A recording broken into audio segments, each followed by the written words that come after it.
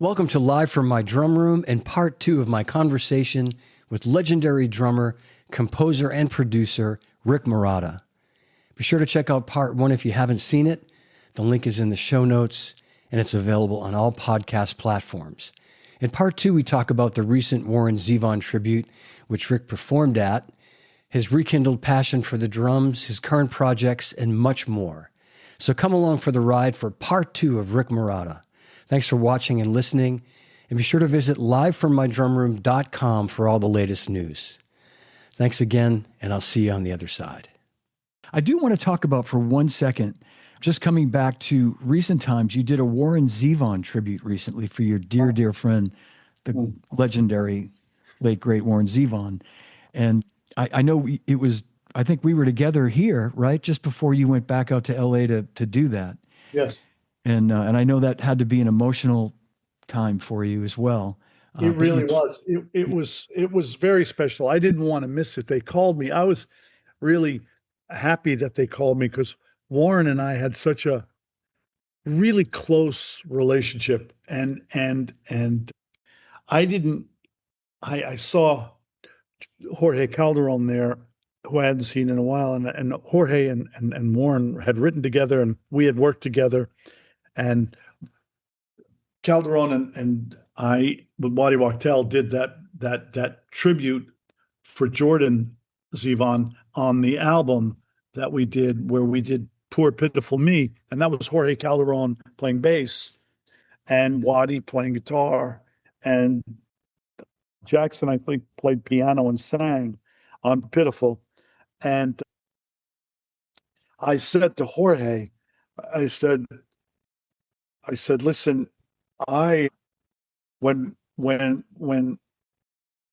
Warren got sick, I couldn't even talk to him. I would only get what was going on with the progression of the illness through Waddy Wachtel, through you. You would tell Waddy would call me immediately. And when Waddy would call you about what's going on with Warren, Waddy would call me immediately. And that's how because I couldn't handle it. You know, I'm a total wimp. But we did the tribute here. And it was really, really good. It was really good. I played, Lee Sklar and I played on a couple of songs. Bobby Glaub and I played on a couple of songs. Jennifer Condos and I played. We did Carmelita with Dwight Yoakam, and I think Jennifer played bass on that one for this show.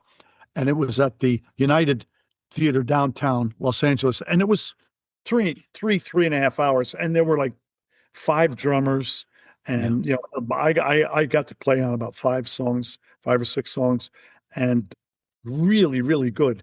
And were you going to say something else about that? No, I just wanted to have you kind of just talk about that for a minute, because I remember you were, you know, you understandably, you were, it was an emotional time for you, and you had a little anxiety about just how heavy that was going to be to be there for it. It was rough, but they made it easier. Jordan, his son, was there, and his daughter. I didn't see Crystal Zevon, but I saw a lot of guys from back then, and we just sort of reminisced, and it wasn't as sad, but I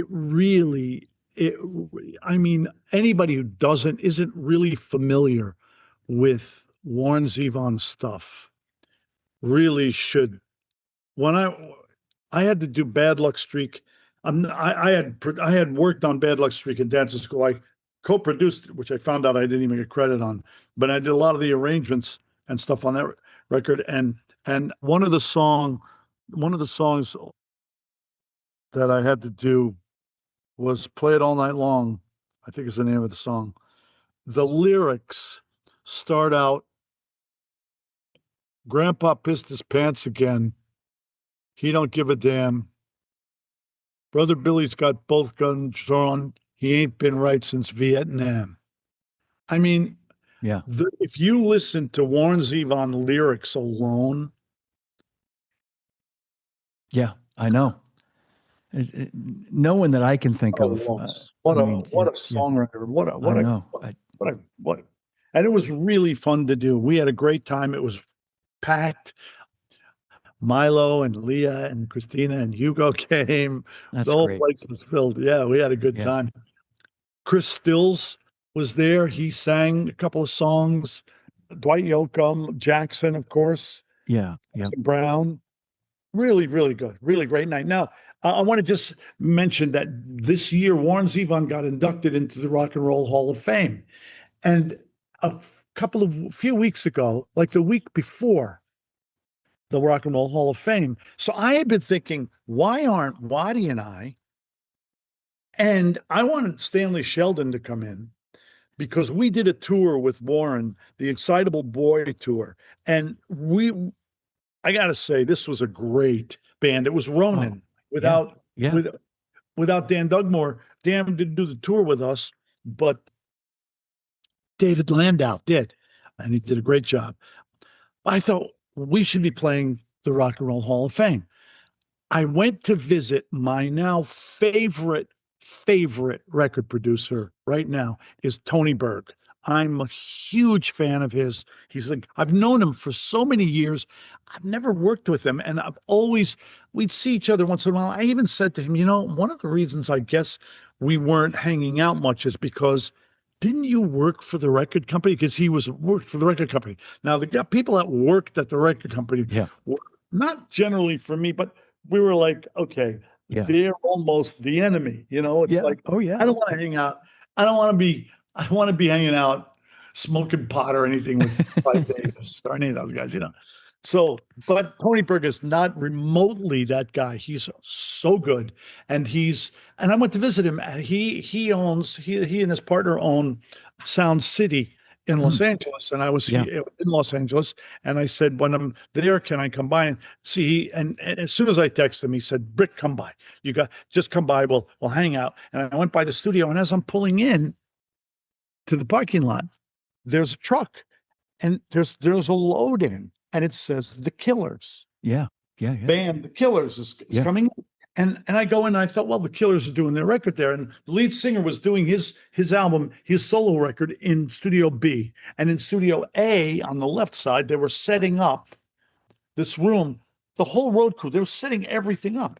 And I go, what are you doing? And Tony said to me, no, they're doing something sort of a Warren Zevon thing, I think it's the Rock and Roll Hall of Fame. Tony didn't even really know. And I went, wait, what? And then the next thing you know, I'm sitting there talking to Tony, and Waddy's guitar tech comes in. He sees me, he goes, Rick, how you doing? I go, what are you doing here? He goes, Waddy's going to be here. I go, wait a minute, Waddy's coming in? So the Killers are doing, you better sit down for this. The Killers are doing Lawyers, Guns, and Money, which is what I wanted to do. And then, so I said, after I had my meeting with Tony, we hung out for a couple of hours. I said, I think I'm going to come back later because Waddy was coming in at like 2. So I went home. I came back at around 2. And now the Killers, the band was there. yeah, I'd met the singer, but the guys in the band were not there. And when I came back in, Ronnie Vanucci, who's the drummer, really, really good guy, a really good drummer, yeah. was there. And Waddy's there. And I see Waddy. I go, Waddy, what is going on? He goes, Rick, they called me. I said, I was going to try to see if we could do this together. He goes, yeah, I said, but you're on the road. I knew you were on the road with Stevie, and I knew you couldn't do the last Zevon thing because Waddy was not at the Zevon concert that we did at the United Theater, and because he was on the road with Stevie Nicks.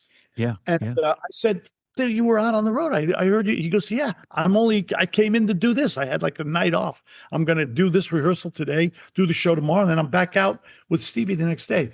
And I was kind of bummed. But then Ronnie, the nicest guy, he comes up to me and he goes, hey, Rick, how you doing? He goes, oh God, I'm playing your part on Lawyers, and the whole band is there, and they were really good. yeah. And he goes, he plays it, and it's great. And he comes running up to me. He goes, hey man, do you want to play it? And what a nice guy. Yeah, what a great guy. Yeah, really, really I nice would have guy. never And offered that to you. And I said, no, you would never do I that. would Plus, never I'm have not done it. lefty. And he plays righty, so I could actually may have been able to pull it off. But no, I thanked him and I said, that's very kind of you, but no, this is your gig and you should do it. But and then I watched the rehearsal. I was there for a while, and David Letterman showed up, and he was there for the rehearsal, and they kind of played to him for a little bit, and then we all left. It was all done, and I watched them do it on the show, and they did a great job.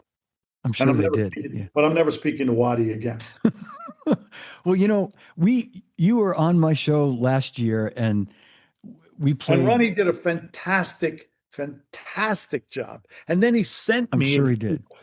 he was in his house in Northern California. He's a very, very nice guy. And he sent me a video that he did with his child right there in front of him. And he was playing in his living room. He was playing Lawyers, Guns, and Money on his kit, Traviata kit that he had set up in his living room in this little space. It was very nice of him. He was playing Lawyers. Really. That's great. Well, we played that on Track Talk last year, but I'm going to play a little bit today because we're talking about Warren. We're talking about you playing on the original version of this song, Lawyers, Guns, and Money. It's one of my absolute favorite songs that you played on. And you and I were just, and besides all that, you and I were just talking the other day about this.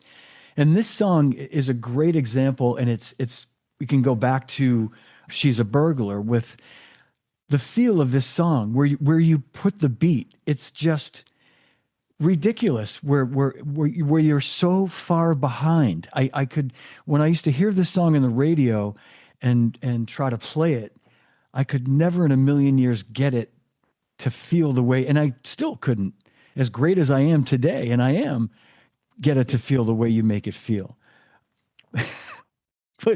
But seriously, I want to play this song. I want everybody's, I'm sure, heard this song a million times, but really listen to the backbeat. Listen to where Rick is putting the beat of this song.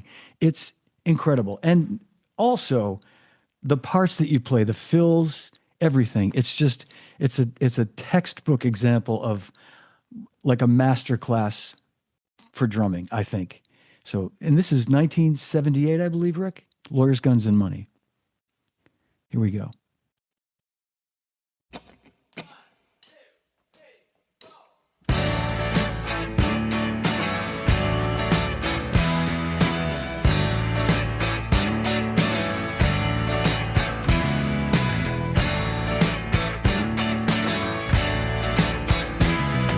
I went home with the waitress, the way I always do. How was I to know she was with the Russians too?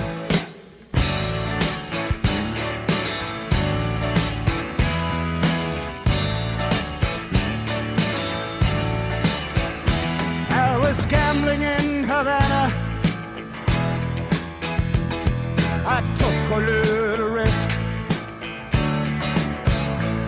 Send lawyers, guns, and money.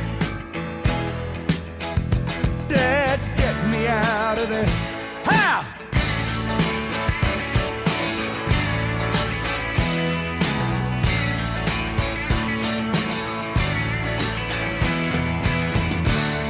I'm the innocent bystander. Somehow I got stuck between the rock and the hard place, and I'm down on my luck. Yes, I'm down on my luck.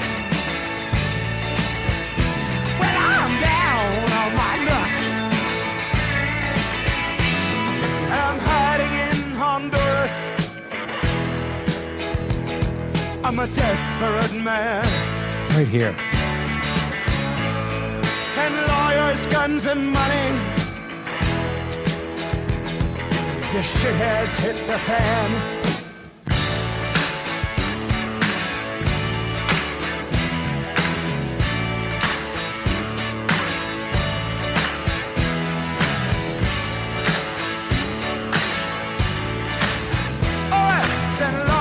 lawyers, guns, and money. Huh.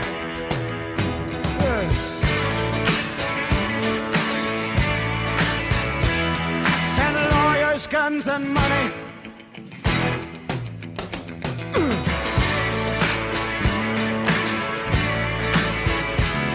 Send lawyers, guns, and money. Hey!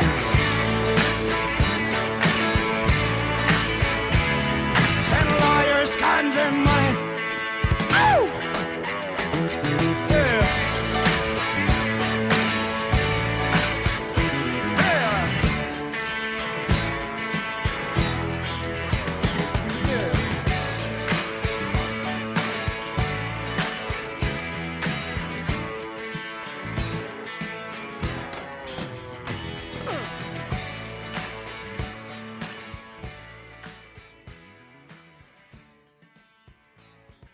Masterful, Rick. Really, man. I've told you that a million times. I know, but Thank wow.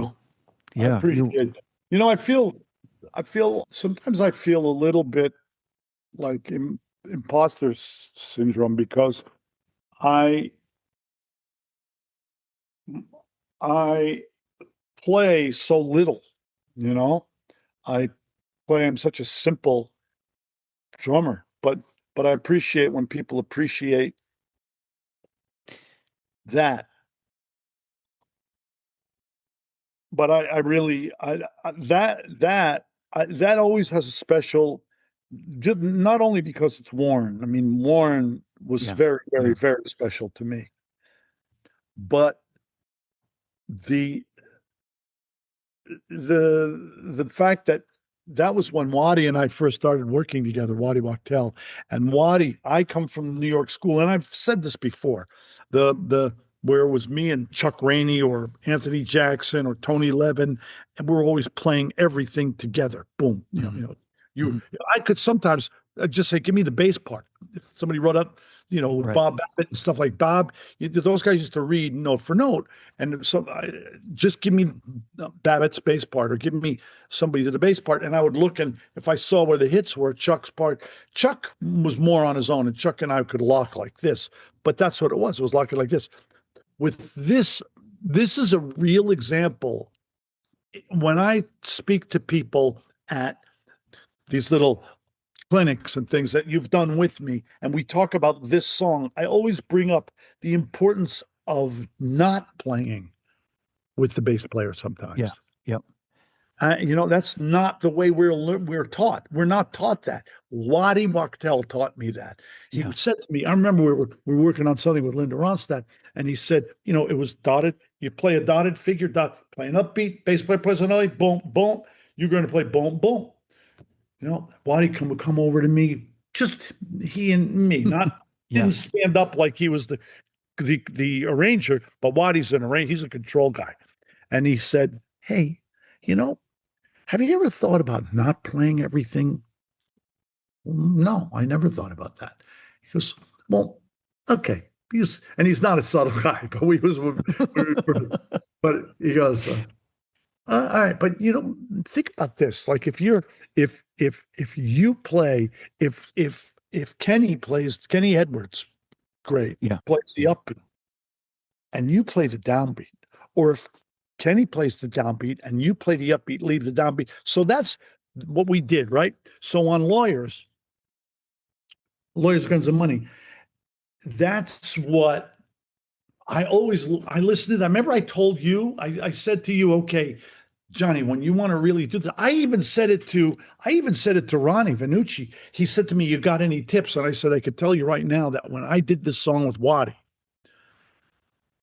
this is one of those songs, what Waddy produced it, that when the bass player played the upbeat and I would sometimes play the downbeat, or when I played the upbeat and he would play boom, boom, I would just play boom, play the upbeat and leave the downbeat for him and that. But then when the Killers did it, I realized that band was doing it as the Killers. And I thought, and then I said to Ronnie, I said, you just do what you're doing. Just pay attention to Waddy, just to keep the time, the slot. In the slot, which he did. And he, in fact, I think I think Ronnie, after Waddy spoke to him, I think that Ronnie was the one that really held it all together. Ronnie Vanucci, I think he held the whole song together that night on stage. The whole band followed him, and he did an amazing, amazing good job. But that's what I get from that. Now, if I can just say something about, let's talk, because we can go on. You and I start talking, and it goes on forever. So, but I want to mention a couple of things. Yeah. I want to mention that let's go away from the 50 years ago thing, and let's talk about. Can I ask now. you two quick questions about that song that people have asked, and then we're going to move on from Yeah, it. of course. Okay. First question was, and I think I know the answer, Jean Nadeau, click track or no click track? No click track. I think we probably use the click. You think you did? Okay. All right. And Click, I'm pretty sure. I think we did it at the Sound Factory, and I think they had a click, nice Yuri click track there. I think we did. I would say we did. Okay. All right. But we were never averse to using, we weren't adverse to using click at all. Yep. I never was. Yep. Gotcha. And Doug McKenzie's asking, how many toms on your setup in those days? Was it 3 up top, 2 floor It toms? would be, if I was in the studio with my Like the Ronstadt kit? yeah, maybe it might have been that kit back there, or it might have been my black kit. It was my black kit. It would probably have been, would have been an 8, 10. Oh, Harry would know. 8, 10, 12, 13 rack. Okay.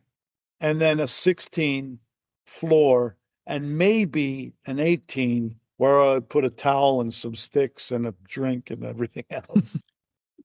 But there were a lot of toms back then, and I didn't always hit all of them. But I think on this, I could hear myself hitting the 10 and yeah, you definitely hit a high one, which, the choices are impeccable, just with the sound of the drums, just in those, especially those fills at the end.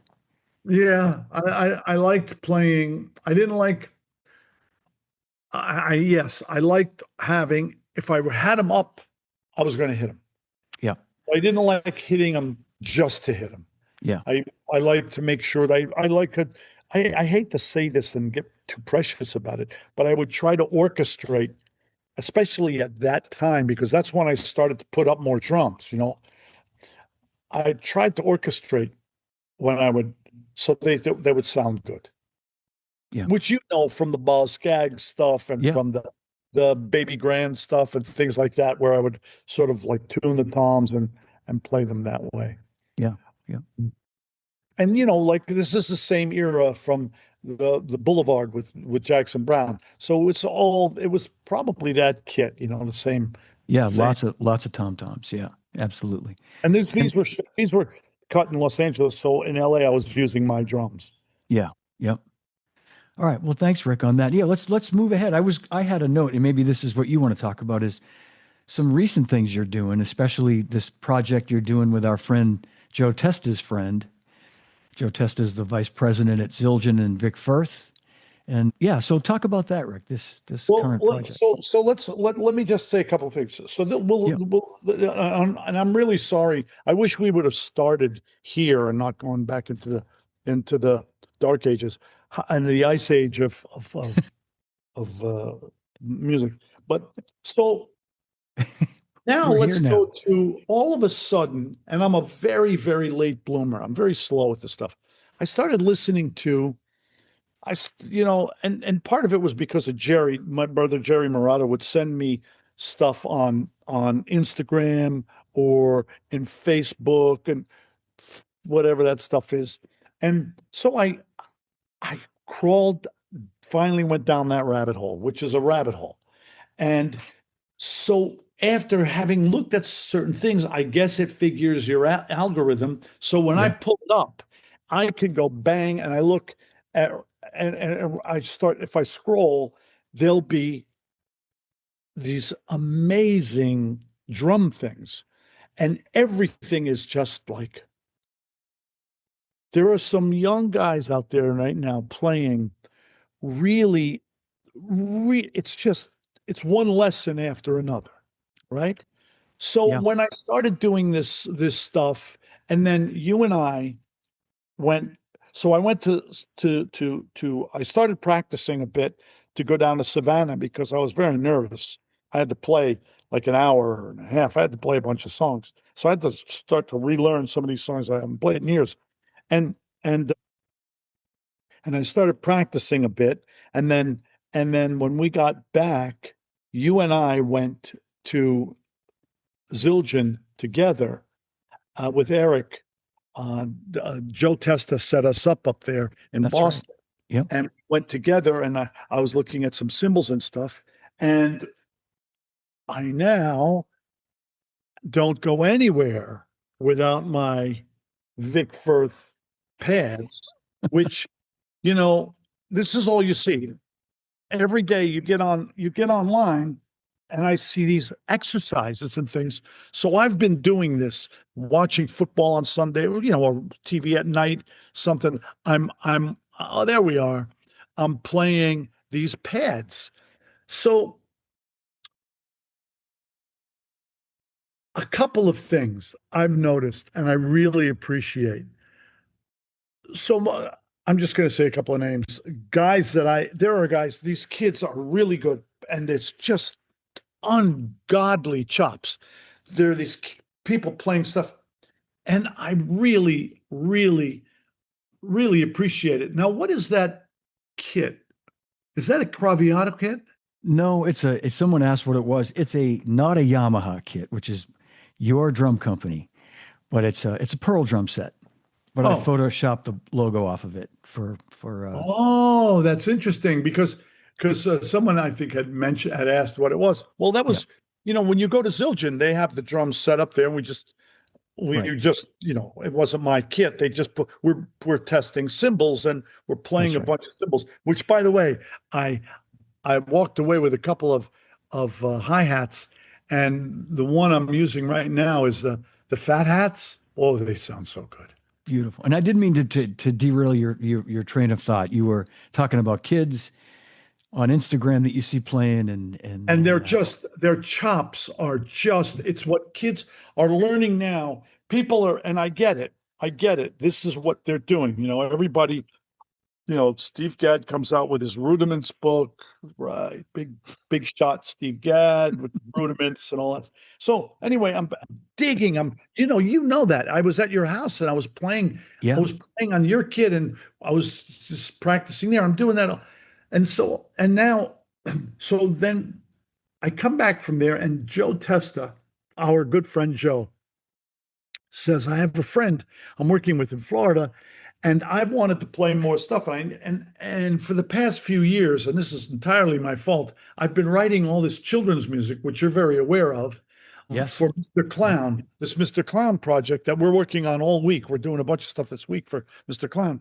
But I've been writing all of that, and it's been very simple. And I'm playing all the stuff, and I'm playing all the drum parts. So now Joe Testa says to me, listen, this guy, Bill LaFleur, has got some stuff. I thought maybe we could send you some tracks, which is what I'm starting to do now more of. People are sending me stuff to play on, and I'm much more into doing that now because I have the time to do it. Yeah. And I want to do it. So anyway, Bill and Joe sent me these tracks, and I listened. There was like 6 songs, and I went, well, I could. There's stuff in there that I thought maybe I'm not qualified, and I thought, you know what? Yeah, let's do it. And I started working on this stuff, and it's been great. And I keep telling them, I said to them, disclaimer, I said, look, I'll do this, but one thing I need from you guys is I am really okay with being fired, because some of this stuff is out of my wheelhouse. So they said, just do what you want. Do whatever you want. You'll pick a couple of songs, just do what you want. But Johnny, you know me. I'm like, okay, I picked one that I thought was in my wheelhouse. It was hard. It was because Bill had cut everything to click and he had quantized everything. And I realized first time I played it back and I went, oh my God, I'm never playing drums again. The I'm so tempos. far behind the rest of the band. So then I took out the instruments. By the way, this guy is really good and the stuff is really good. So then I realized I put a click in to his track that he sent me, and everything is on the click. I took the track out and I listened to the click and me, and I'm on the click. So I just said, I'm going to trust it. So after a couple of days on one song, I sent it to Bill. I go, I don't know. You tell me. He goes, great. Yeah. Next, want to try something else? So I went down and went through all of the songs, and the ones that were out of my wheelhouse, I just adjusted my thinking, and then we took the drums out that he had drums on that he had loops and things he had done already, which were very good. And I took those off and I'd write those. Those were the charts I showed you. I wrote these charts for myself just to map myself through it. Yeah. And with mostly hits. He's the guy that orchestrated. He wrote out a lot of the charts for us for Groove All Stars. So that's what he does. He sits in a room all night long and he writes out charts for bands, stuff like that. And he's in Florida. So he's sending me stuff. But long story short, it really has been really good. The stuff is sounding really good. I can't wait to hear it. Yeah. And it's been very challenging, and it's the kind of challenge I really welcome. And so they haven't fired me yet. Like there was a couple of tracks where I said, okay, guys, I'm going to try something. Like there was this one track that went through and it's a lot of this. By the way, some of this stuff is as fast as I can play. I'm like, I'm not, it's not 50 years ago. I'm like, done. And I have to take a break after like doing a take. So I send it to them and I go, look, you know what? There was one track I must have worked on it for 2-3 days, but I don't, the great thing about doing it like this, I love being in a room with a band. I love that. And we all love that. But when I'm in my own room, and I'm listening, I'm going to go down. I got an idea. I'm mapping it out. And I'm mostly thinking about mapping. I'm thinking, what can I do? What can I bring? And I love that challenge. I really like that. What can I bring to this? Now, the caveat is you can't get married to yourself. It's very incestuous because you're like marrying to your parts. And so I just said, I want them to know it's okay to say, Rick, you shouldn't ever pick up a drumstick again. And so, but I've been knocked wood. I've been fortunate. And like there was this one track, the one that I think I was the most uncomfortable approaching is the one Bill calls me. He goes, Rick, it's great. It's my favorite. No, it's not great. It's his favorite. It's like, it's his favorite but I can get it. I kind of get it. I think I get it. And here's what it is. I think it's because I was having, with our friend, Mark Granfield, the singer in Massachusetts and in New York. Mark is a great singer. And one day we were coming out of the gym and we sat down and we're talking about how this, and I've been on this kick and I've talked to you about it, how my favorite artists, it's like everything we've talked about, how I approach music. When you hand me a chart, I'm an actor. That's a script. I'm going to do a character. You like it? That's it. If not, the next guy comes in and okay. So we were talking about singers and how I was going, singers. I said to Mark, who's a great singer, and he also can do a lot of different things. He's doing a lot of jazz standards stuff right now. And I said, my favorite singers, I realize, are not the ones that do all the vocal acrobatics and all that. They're guys that are characters. And he and I looked at each other, and the first words that came out of our mouth were, we both looked at each other and we both went, Bob Dylan. Now Bob Dylan's not a great singer, but Bob, and we're both saying the same thing. And then we went over a few others. I love that. Well, that's my taste. I think when I send this stuff to Bill and to Joe, because Joe signs off on it. Joe's producing with Bill. And Joe and I are close, like you and I are close. I mean, Yeah. I'm so close with Joe. There's pretty much nothing I wouldn't do for the guy. He was my partner with all the Groove All Stars things. He put up with me with so much stuff. He's been really supportive, and he's just a good friend. And so Joe knows he can say to me, "Dude, did you wake up with two left arms today?" He can do something like that. Yeah. And he's Yeah. because man, And he will. Joe said to Bill, "Look, some of this stuff Rick's not going to do because it's just not in his. Yeah. This isn't what he does." But I love that challenge, Yeah. and the reason I bring it up is for all drummers, young and old. Don't be afraid. As Spinoza used to say, don't be afraid of the mistakes. Strong and wrong is okay. Now, in this particular case, I just committed to this character. So, in one thing that Bill sent me, it was drums, batu, batu, it's all the way through. It's in regular time. It's time, and Yeah. I just went. You know what? I'm going to play time, and in this section, I'm going to play halftime. And what happened was in his original, before he put the drums on it, he had played this section with solos, kind of a solo section, and it was very languid and open if you took the drums out. So I did that. Yeah. It was great. And I think that that's something that I bring to a clinic or a lesson is, I read I've also been listening a lot. I've been listening to drummers a lot more lately because I've been really kind of getting into the drums, into the doing some rudiments. And I have to say, Steve Gadd is my nemesis, but he's also responsible for me doing it. I was having a conversation with him a while ago, some months ago, and he wasn't pissed, but he was like, "Hey man, I hope you're playing. You should be playing." Yeah. Because he's playing all the time. And he said, "I don't want to know that you're sitting around on your ass doing nothing. You better be playing." And it kind of woke, I said, Yeah. I better. So with that and reading, I realize because I'm gravitating towards all these things that these guys do that I don't do, that I can't do. And so I'm watching all of this is on social media, and I look at this interview, a short snippet of an interview with Jeff Porcaro, which they pop up. And Yeah, Jeff, yeah. God, I miss that guy so much. And Jeff, in this interview, goes, and you know how he talks. He could be the most irreverent guy on the planet sometimes. He goes, "I've never done a solo in my life. I don't do drum solos. I've never done a solo. It's not my thing.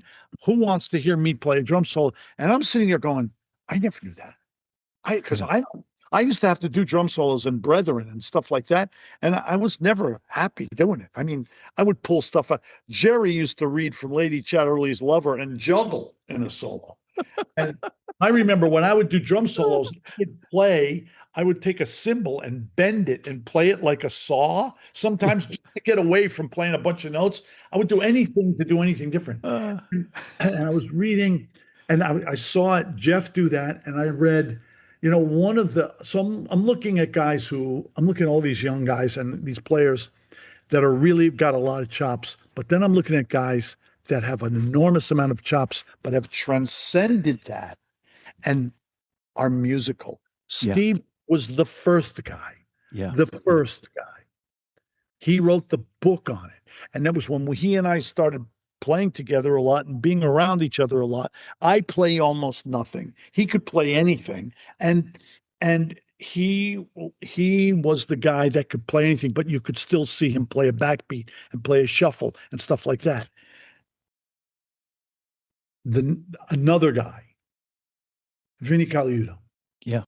So when I see Vinny solo now, I see Vinny solo, instead of doing his half-hour solos that he used to do, he'll say more in 32 bars.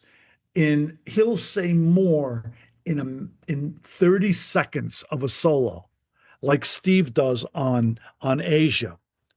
He'll say more than guys who got more chops than anybody can say, because Yeah. it's just Yeah. repetitive and this and that and the other thing. And it's not always, I'm not criticizing it. I'm saying they haven't developed their musicality yet.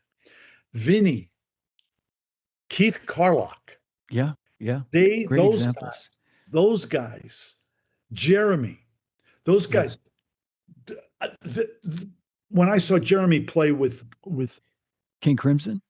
no, no, no, no. I saw him first met Jeremy with um, Sheryl Crow, maybe, or Sheryl Crow yeah. when we were doing the bridge concert for Neil Young in Northern California, and I was playing with Adam Sandler, and that's where I met Jeremy. And Jeremy was playing there, and I really didn't know his playing, and I could see this very, very, very musical guy, and I could see he also had. I saw other posts. I see him play in other things. Yeah. Musical drummers. Now that's what I'm trying to aspire to now that I want to be. I want to be a drummer. I want to be like you when I grow up and be a drummer. I want to be musical. I want to be able to play some of this stuff, but I don't want to play it just to play it.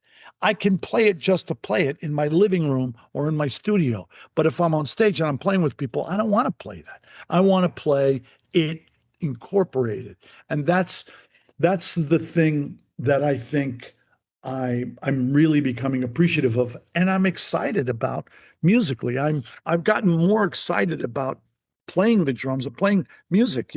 I'm not, and I'm really, you know what, Joe Testa and Bill LaFleur have kind of really helped me, as have you, but have helped me by sending me this stuff and pushing me to do it, have really helped me. And Steve, that's great, biting me in the ass saying you better be playing, really helped me to be motivated to do it. And I love the motivation. And then Joe sent me this nice look at that pad. Wow. Because he knows that he said, you better practice because we're sending. That's Joe. I have two quick comments, and we're gonna wrap things up because we've been going a little bit here. But two quick comments. During the summer months, whenever I would talk to Steve, knowing that I was on the Vineyard, he'd ask me, "How's Rick? Have you seen?" I said, "I had dinner with him last night. Is he playing?" He would always ask me, "Is he playing?" And this was when the Marotta brothers were working every week. You guys were playing all the time, and he was always curious, and he was so happy that you were playing, and and you and Jerry were playing together, and he's like, "How's the band? Good band, right?" I was like, "Great band, really great band," and so yeah, I mean, he's all, I mean, you joke about him, but he's your biggest cheerleader. And the second thing, Rick, the first thing that came to mind when you were talking about how you were listening to this tune that had all this, double time, fast tempo stuff, and you decided to take it to halftime or leave a spot out. That's your producer ears right there. That's what you bring that a lot of guys couldn't do, but you instinctively knew to do that, and that was the right call. Yeah. Thank you. But I'm not special. You're right. It's from a lot of years of experience doing it, and from producing and writing and arranging and doing things like that. Yes, it is that. But the other part, I have to say, I've got to give Bill a lot of credit, is no resistance. It was so welcoming, so like, oh yeah, Rick. No, I say, Bill, I'm really sorry. I don't want, because you don't want offense. This is a guy, he's been working on his stuff for years in his mind, in his room by himself. And Joe as well, Joe Testa knows. See, I know I'd met Bill once before. Joe Testa knows, though. He knows me well enough to know that Joe will say, what happened to you today? What's going on? Are you not feeling musical today? But he's been really like, the relationship I have with you and Joe and guys like that, Spinoza, it's guys where we talk to each other. Steve Jordan, we all care about each other, but we're also not blowing smoke. It's Yeah. and I love those musical relationships, guys. Anybody who's a musician out there, seek those relationships out, and always listen to guys like John Ferraro and Jeremy, and the guys that are. I listen to everybody that listens to me. I listen to them because their opinions. Some opinions are not great, but some are. I learn a lesson every time. I saw this thing that Vinny had posted where, you play a lot of notes, this, that, and the other thing, but a backbeat, somebody that plays in a slot. And I was shocked because, Vinny, for years, when I first met Vinny, was never about that. But the way Vinny plays, Vinny is the most evolved. Yeah. I'm worried. I know he's been going through some challenges, and I actually called him to check on him this summer, and he called me back, and we talked about it, and he's doing well. I think he's doing really well now, but he's got it's hard, and it's a very physical instrument. It's an instrument where as we get older, you're sitting on your ass all day long and you're bouncing around, your back hurts, your arms hurt, your legs hurt, your feet hurt. But look, I always want to talk about other people. So guys that are not the guys that are here that are listening to this, having lasted this long, I don't know how you do it because we get so long-winded. I told you before, we just talk and talk and talk, and it's my fault. But I want to mention a couple of things. I was looking for an opportunity to show this picture. Steve Gadd made me think of it. Anyway, this was us at Rick's house on the vineyard last summer when his assistant got a new puppy. Maverick, yeah. He was here a minute ago. I'll bet yeah. Anyway, we sent that to Steve. He loved it. Oh yeah, Steve. He was more interested in talking about French bulldogs than he was about anything musical. Exactly. But continue. Sorry. I just want to always mention, aside from the guys that are on with us now, there's a couple of things I want to mention. I always want to talk about other drummers. And I just want to say this really quickly. Yeah. Bernard Purdie, he talks about himself enough, I know. But Bernard, I went back and I listened to the Royal Scam album. That's a lesson in playing a groove, a unique lesson in how to play the drums. I happen to be lucky enough to be on a track or two on that record. Yeah. But Bernard carries that out. And those songs, aside from being great Steely Dan songs, I mean, just pushing it out there. If you want a lesson on who wrote the book on playing certain kind of grooves, that's it. Yeah. Royal Scam album, Bernard Purdie. You could skip over me. And the other thing I always want to mention, because these are these are the guys that I cut my teeth and I learned how to play, was Jim Keltner. And Keltner's, God, what have I been listening to lately that he did? That A Married Man's a Fool on the Ry Cooder album is some of the best loose, slinky, funky knuckle playing. That song, that whole album, but that song, if you want to hear Keltner, what Keltner is really all about, in my opinion, he can say what he's about. He's got no problem talking about what he's about. And I love him dearly. I know you do. You listen to A Married Man's a Fool on Ry Cooder's record. And the great thing about Apple Music and Spotify and all that is you could just type that in and it'll pop up. It is the slinkiest, nastiest musical stuff you're ever going to hear. Yeah. And I just have to say one name, Andy Newmark. So aside from the guys, John Ferraro and the guys that are listening, that we talked to, and Jeremy and all the Steve and all blah, blah, blah, blah, and Tom Breckline and all those guys who are my favorites. I just wanted Yeah. to say that about that. We Thank wish you, we Rick. would talk about this. Maybe we would stop talking so much if we would talk about other people. I'm sorry. It's my fault. I keep talking about these guys. I Oh, know. I'm I know. long-winded. I can tell a story. It's all my. I'm too good of a raconteur. Rick, thank you so much for your time today, my friend.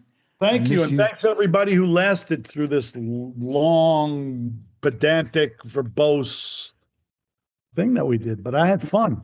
I did too. We had a lot to talk about. Thank you all for watching and listening.